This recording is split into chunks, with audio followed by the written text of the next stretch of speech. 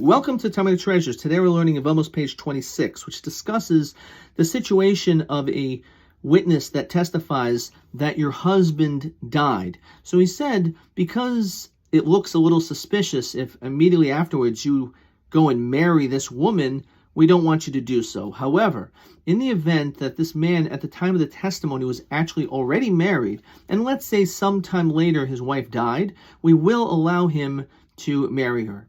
However, this we can infer if, let's say, he was married and he divorced his wife, we're not going to allow this guy to turn around and marry this woman that he testified about her husband that had died. The question is, why not?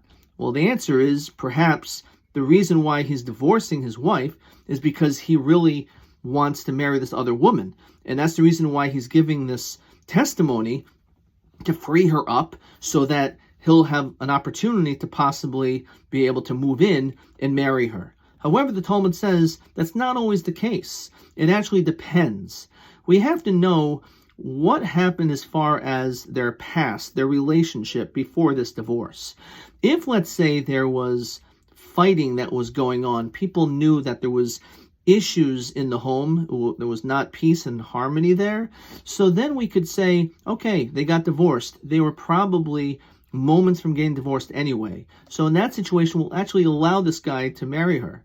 However, if let's say there was no fighting whatsoever, and all of a sudden he starts causing fights in his house, the reason why he's doing that is probably because he has this motivation to try to anger his current wife, have her get divorced, and then move in with this woman. Therefore, we say that's not allowed. It also depends on who's the one that starts the fights. In the event that it's his wife that's starting the fight, then we say, clearly it's not his intention to want to divorce her or to be able to take this other woman. However, if he's the one that's initiating the arguments and fighting, then we say that's one that's not allowed because it's clear what his motivation is. And we often see that this is the case when it comes to a person who is thinking about turning to another individual while they're still married.